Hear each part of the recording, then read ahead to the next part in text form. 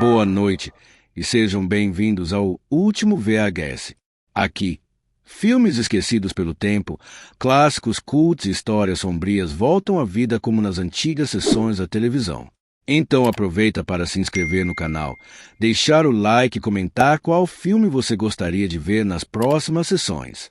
E se quiser apoiar diretamente o projeto, o clube de membros do canal já está disponível. Agora prepare-se, porque hoje a fita que volta para o videocassete é O Ataque dos Tomates Assassinos, de 1978. Look out, America! Get ready for Hollywood's greatest disaster! Attack of the Killer Tomatoes! Attack of the Killer Tomatoes!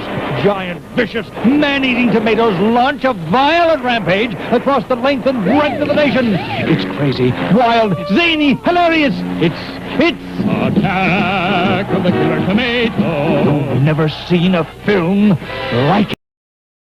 O Ataque dos Tomates Assassinos, de 1978. Em uma pequena cidade dos Estados Unidos, algo completamente absurdo e inexplicável começa a acontecer. Tomates comuns se tornam uma ameaça mortal para a humanidade. Depois de anos sendo tratados como simples alimentos, os tomates se revoltam e iniciam um ataque em massa contra as pessoas. Eles invadem ruas, casas, plantações, esmagando suas vítimas e espalhando caos por onde passam. Enquanto o governo tenta esconder a situação do público, uma equipe especial é formada para investigar essa estranha ameaça vegetal. Liderados pelo agente Mason Dixon, os soldados precisam descobrir como enfrentar um inimigo que parece impossível de derrotar. Mas o maior problema é que ninguém sabe exatamente por que os tomates ficaram assassinos ou como impedir que eles conquistem o planeta. Entre perseguições, planos militares fracassados e situações completamente sem sentido, a humanidade descobre que o perigo pode estar escondido justamente naquilo que sempre esteve na mesa de jantar. Misturando terror, comédia absurda e uma grande dose de sátira, O Ataque dos Tomates Assassinos se tornou um clássico cult por transformar uma ideia ridícula em uma aventura totalmente inesperada. Uma batalha onde os humanos não enfrentam monstros, alienígenas ou assassinos, mas sim os próprios tomates. E enquanto o mundo entra em pânico, os heróis precisam correr contra o tempo para encontrar uma fraqueza nessa ameaça vermelha antes que os tomates dominem tudo. Com muito humor, efeitos exagerados, uma proposta propositalmente bizarra, o filme brinca com os clássicos filmes de monstros e mostra que até a ideia mais absurda pode virar uma grande aventura.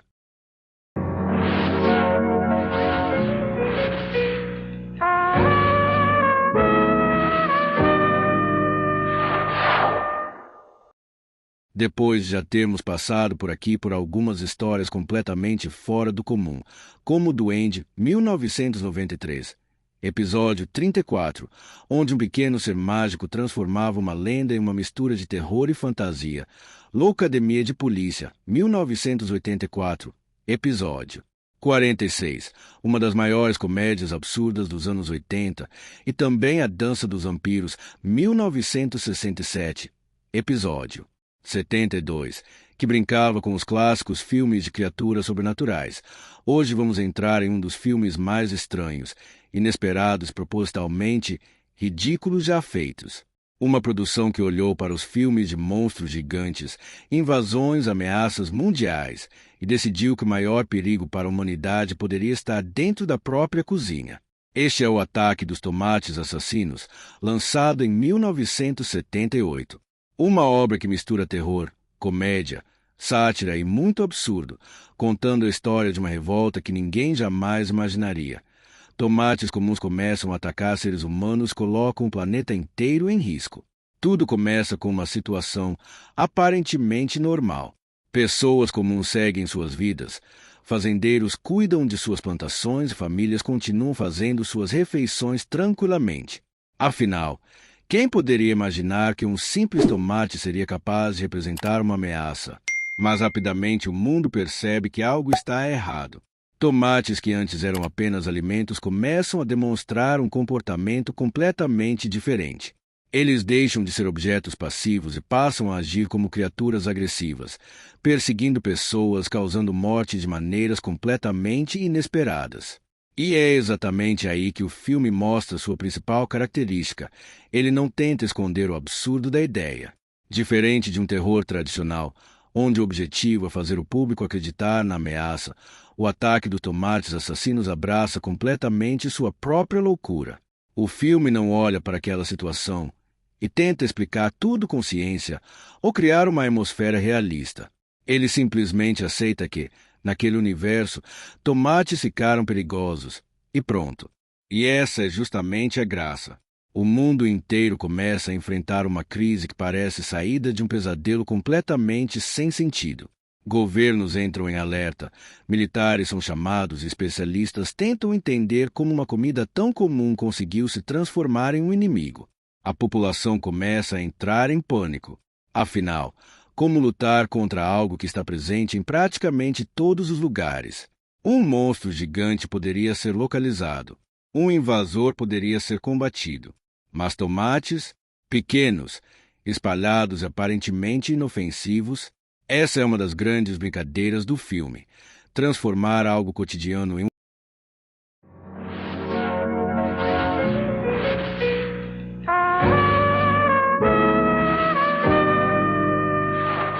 De novo, Booking.com. Booking.wow.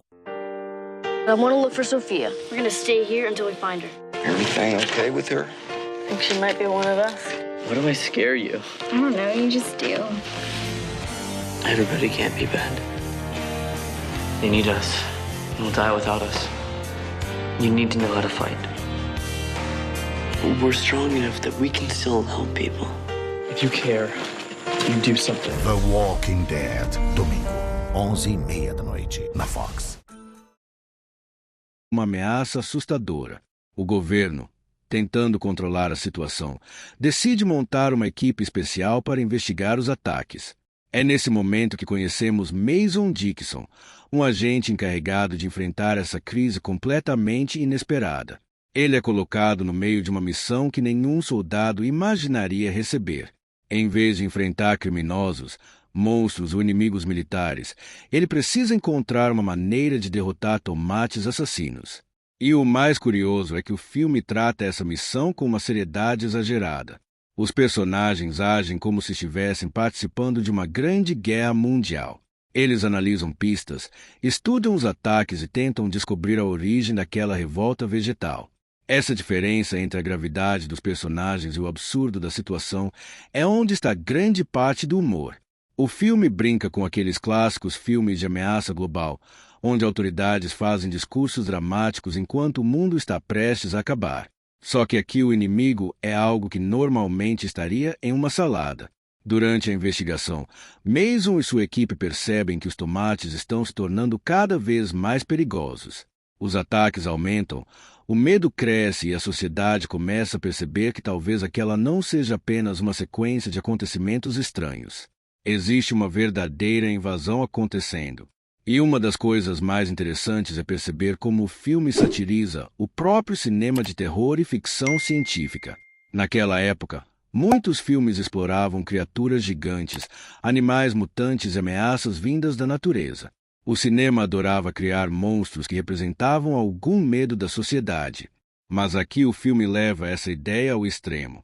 Se um animal pode se revoltar contra os humanos, por que não um tomate? Essa é a lógica completamente sem lógica da produção. Ao longo da história, vemos diversas situações exageradas envolvendo os ataques. Pessoas tentando fugir desesperadamente, autoridades completamente perdidas, soldados tentando criar estratégias contra uma ameaça que parece impossível de combater. E talvez um dos maiores desafios do filme seja justamente esse. Ele depende totalmente do humor absurdo. Quem espera encontrar um terror convencional provavelmente vai estranhar bastante. Não existe aquela tensão pesada, aquela sensação de perigo constante ou aquele medo tradicional. O medo aqui vem da própria ideia ridícula.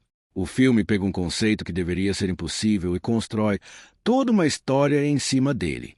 É quase como se fosse uma paródia dos filmes de monstros da década de 1950 e 1960, quando criaturas gigantes dominavam as telas.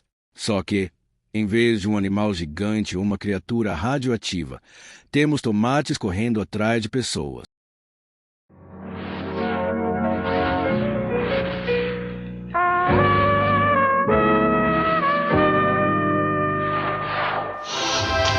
Boxe Internacional. Um combate peso pesado. Lennox Lewis e Frank Bruno, valendo o título máximo do Conselho Mundial de Boxe. Lennox Lewis e Frank Bruno, nesta sexta, depois do Jornal da Globo. Boxe Internacional. Oferecimento Lance, o bom bombom da Lacta. E quanto mais sério o filme trata isso, mais engraçada fica a situação. Enquanto a equipe tenta descobrir uma solução, a ameaça continua crescendo. Os tomates começam a aparecer em diferentes lugares, mostrando que ninguém está realmente seguro. A humanidade enfrenta um inimigo que ninguém levou a sério no começo. E essa também é uma das piadas centrais da história. O fato de que todos ignoram o perigo porque parece algo impossível. As pessoas olham para os tomates e pensam que aquilo não pode representar uma ameaça. Mas justamente por parecer tão absurdo, ninguém está preparado.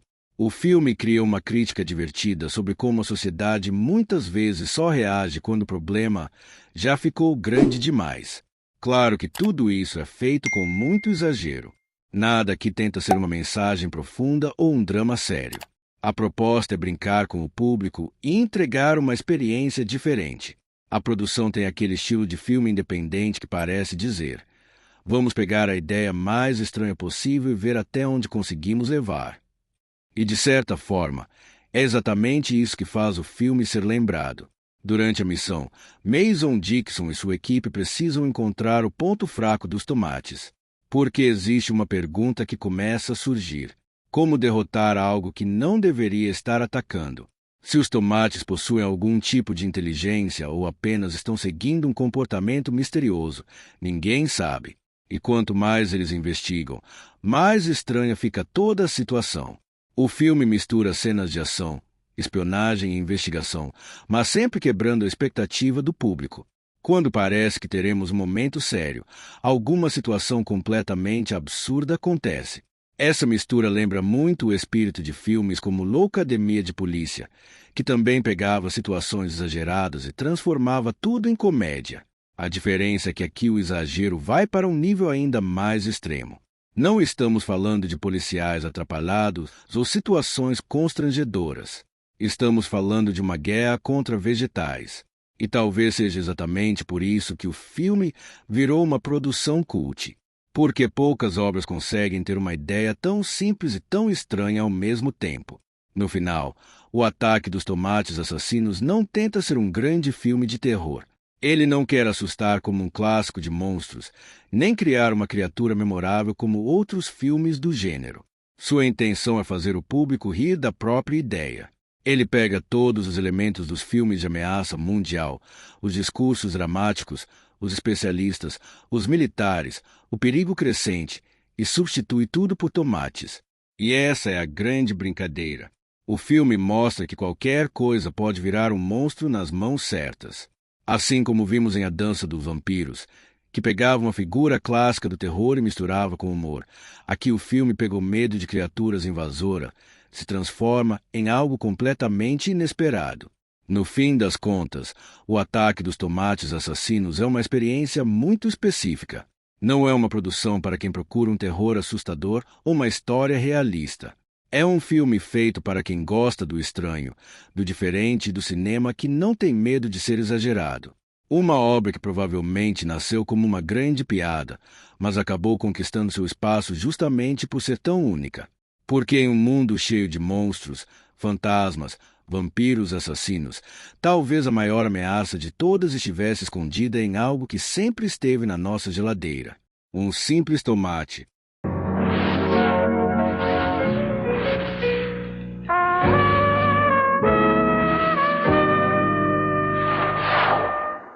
Costa Dillon é um dos criadores ligados ao universo de O Ataque dos Tomates Assassinos, uma franquia que começou como uma sátira dos filmes de monstros e acabou ganhando continuações cada vez mais absurdas. A sequência de filmes ficou assim: O Ataque dos Tomates Assassinos, 1978. O filme original apresenta a ideia mais improvável possível.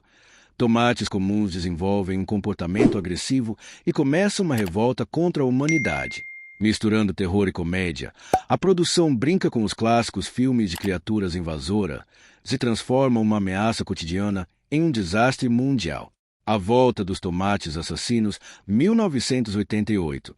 A continuação mantém o espírito absurdo do primeiro filme e traz novos acontecimentos envolvendo os tomates, ampliando a mitologia da franquia com mais humor, situações exageradas e uma abordagem ainda mais satírica.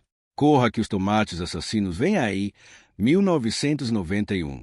A história continua explorando a ideia dos tomates como uma ameaça global, apostando ainda mais na comédia e no exagero, levando a franquia para um lado quase totalmente paródico.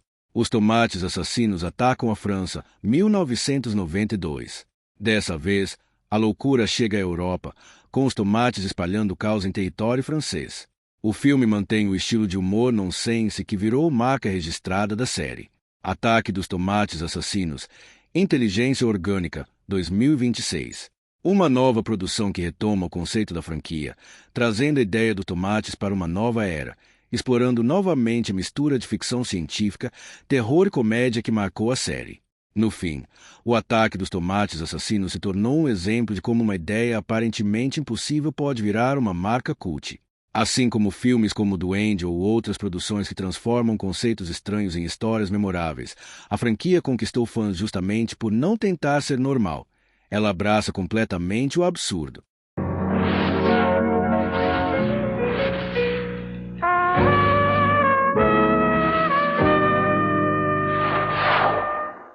Handy Lini Jensen teve uma carreira ligada principalmente ao cinema independente e produções de gênero entre as décadas de 1960 e 1970, aparecendo em filmes que misturavam ação, aventura, ficção científica e dramas urbanos.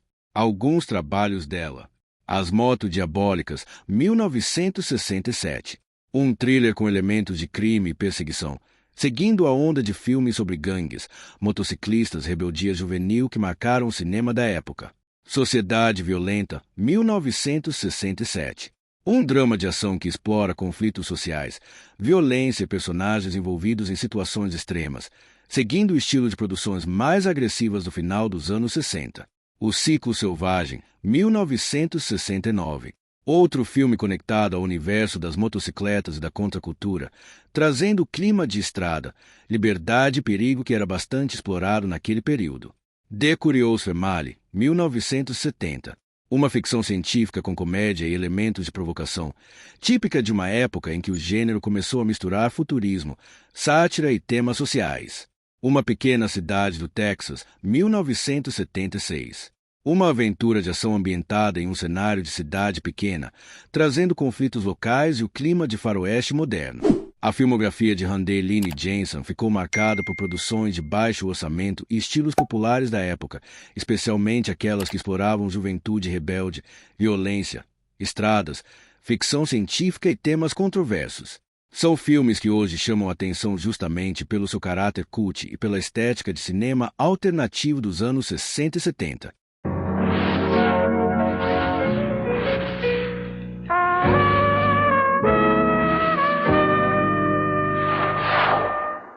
Eric Christmas foi um ator britânico conhecido por sua longa carreira no cinema e na televisão, participando de produções de diferentes gêneros, desde comédias até dramas, faroestes e filmes de terror.